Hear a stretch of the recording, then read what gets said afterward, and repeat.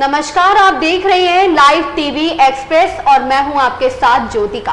आइए रुक करते हैं खबर की ओर। झांसी में कार्यक्रम दलित महासंघ का हुआ, जिसमें दलित संघ के कार्यक्रम में हजारों लोग पहुंचे। दलित महासंघ के कार्यक्रम का उद्देश्य है झाड़ू छोड़ कलम पकड़ने की आवाज को बुलंद किया। श्री बबन रावत राष्ट्रीय अध्यक्ष ने दलित महासंघ का कार्यक्रम भारत के 25 राज्यों में चल रहा है।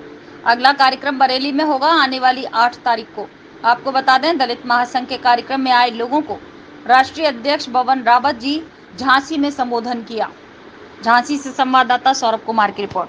सोने का कंगन समझ लीजिएगा तो उसको तोड़ने के बजाय उसको चूमने लगिएगा। जब तक आप नहीं बदलिएगा, इस देश का दूसरा व्यक्ति नहीं बदल सकता है आपके प्रति।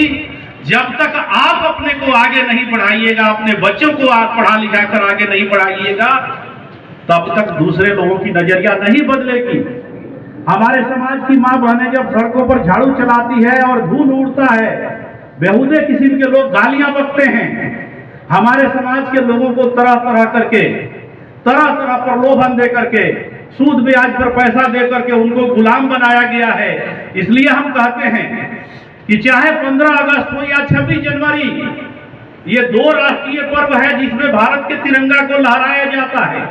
प्रधानमंत्री लाल किले से तिरंगा फहराते हैं, इस जिले के कलेक्टर कलेक्ट्रेट से तिरंगा फहराते हैं, मुख्यमंत्री योगी लखनऊ में तिरंगा फहराते हैं।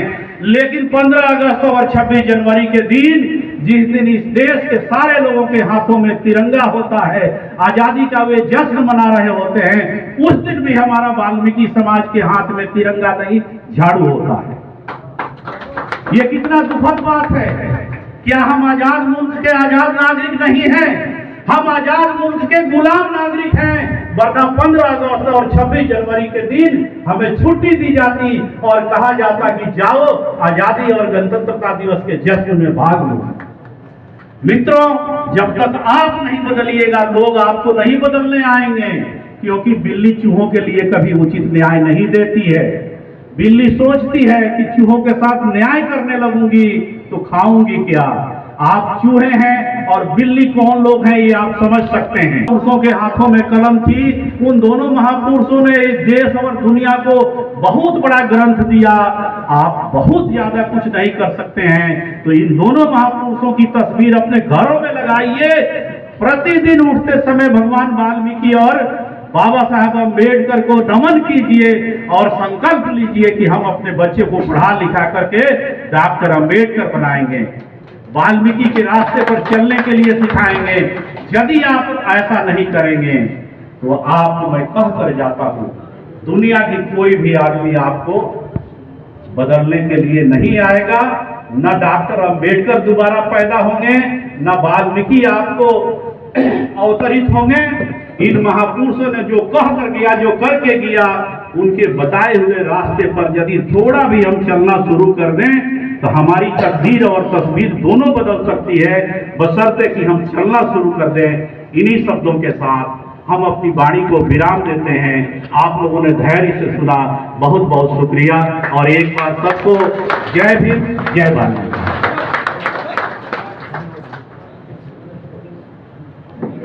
वाकई में बहुत ही सुंदर वक्तव्य था, एक अहम जानकारी थी। राष्ट्रीय अध्यक्ष बबन रावत जी ने आपके बीच में अपने संबोधन में झाड़ू चलाना पसंद नहीं किया। तो महादलित परिसंघ का एक नारा है, शिक्षा को हथियार बनाओ, झाड़ू छोड़ो, कलम उठाओ। उसी के तहत ये कार्यक्रम आयोजित हुआ है और हमें खुशी है कि इस तरह के दूसरे व्यवसाय में, जैसे टेंट का, मोबाइल की दुकान और गारमेंट के, और सारे सैलून हो गया, बढ़ईगिरी हो गया, इस तरह से कितने नाम गिनाऊं, इस तरह के जो व्यवसाय लोग अपनाए हुए हैं उनको सम्मानित किया गया है। सर, इस कार्यक्रम से देखा जाए तो अपने समाज को कितना असर पड़ता हुआ नजर आ रहा है? बिल्कुल असर पड़ने के लिए ही ये कार्यक्रम किया जा रहा है। देखिए, जो समाज सोया हुआ है उस पर असर बहुत धीरे धीरे पड़ता है, बहुत बाद में पड़ता है। लेकिन कहा गया है कि पत्थर आखिरी चोट पर टूटता है, लेकिन उसके पहले की चोटें बेकार नहीं जाती हैं। हम लोग ये कोशिश कर रहे हैं और उम्मीद है कि कोशिश करने वालों की कभी हार नहीं होती। अहम सवाल आपसे है कि लास्ट में मेरा सवाल है कि वाल्मीकि समाज को आप क्या कहेंगे? वाल्मीकि समाज के बारे में क्या कहेंगे? वाल्मीकि समाज को मैं यही कहूँगा कि वाल्मीकि समाज के अंतिम लोग हैं। मैं सरकार से कहूँगा कि समाज के अंतिम लोगों को मुख्य धारा से जोड़ा जाए। इस देश के जितने भी महापुरुष रहे हों, चाहे गांधी हों या अंबेडकर, इवन देश के वर्तमान प्रधानमंत्री, इस समाज के अंतिम लोग सफाई कामगार समाज है, जो वाल्मीकि समाज है, उसको मुख्य धारा से जोड़ने के लिए जी जान लगाए हुए हैं।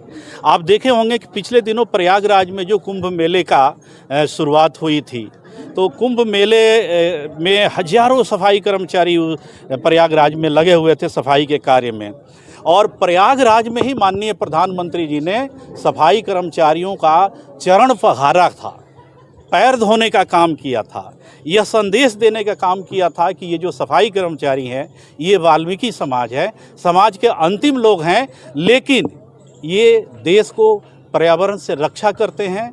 आप हैजा, प्लेग और कोरोना जैसे महामारी जब इस देश पर आती है तो उसके खिलाफ जंगे मैदान में यानी सड़कों पर उतर जाते हैं। अतः देश के बाकी नागरिकों को सम्मान भाव से इन्हें देखना चाहिए और ये वाकई में ये पूजनीय हैं। ये प्रधानमंत्री जी ने अपने आचरण से मैसेज दिया है। 15 अगस्त हो या 26 जनवरी हो, उनको छुट्टी मिलना चाहिए। बिल्कुल मिलना चाहिए। मैं तो कहता हूँ कि इस देश के जो सफाई कर्मचारी हैं वो इस देश के नवनिर्माण में उनका बहुत बड़ा योगदान है।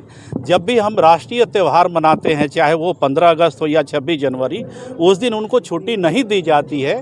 वे भी इस देश के नागरिक हैं, उन्हें भी इस अवसर पर छुट्टी मिलनी चाहिए ताकि वे और उनके बच्चे अपने हाथों में तिरंगा लेकर आज़ादी के जश्न में भाग ले सकें। वर्तमान सरकार चल रही है, क्या कहेंगे?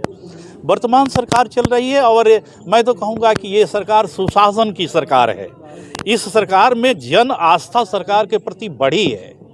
सरकार वोट के राजनीति नहीं कर रही है, सरकार अंतिम आदमी को मुख्य धारा से जोड़ रही है और अपने राज्य के नागरिकों को शांतिपूर्वक जीने के लिए जितना भी उपाय करना चाहिए सरकार कर रही है।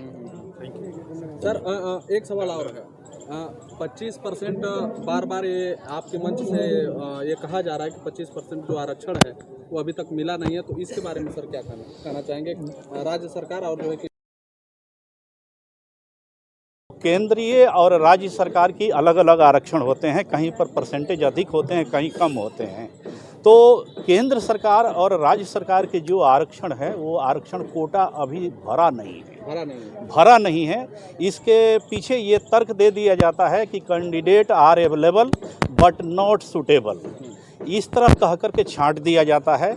हम आपके माध्यम से सरकार से कहना चाहते हैं कि शेड्यूल कास्ट के लोगों के लिए, शेड्यूल ट्राइब के लोगों के लिए, कमज़ोर वर्ग के लिए स्पेशल वैकेंसी निकाल कर विशेष बहाली अभियान निकाल करके उनकी बहाली की जाए ताकि वो कोटा भरा जा सके। यूपी के सर 75 जिलों में अब तक जो है कि कितना परसेंट मैं मानूं कि कितना परसेंट जो है कि अभी तक परिवर्तन हुआ है आपके इस मंच से? देखिए, हम इस धारा में विश्वास करते हैं। आप एक फिजिक्स का नियम है कि पानी जब तक 100 डिग्री सेंटीग्रेड तक नहीं पहुंचता है हीट उसमें, तब तक खौलता हुआ दिखाई नहीं देता है। हम पानी को इस संगठन के माध्यम से गर्म कर रहे हैं। जिस दिन 100 डिग्री पे पहुंच जाएगा खौलता हुआ नजर आएगा। अगला कार्यक्रम कहाँ होगा?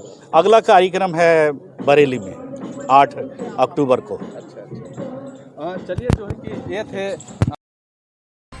इस खबर में बस इतना ही। बने रहिए लाइव टीवी एक्सप्रेस के साथ।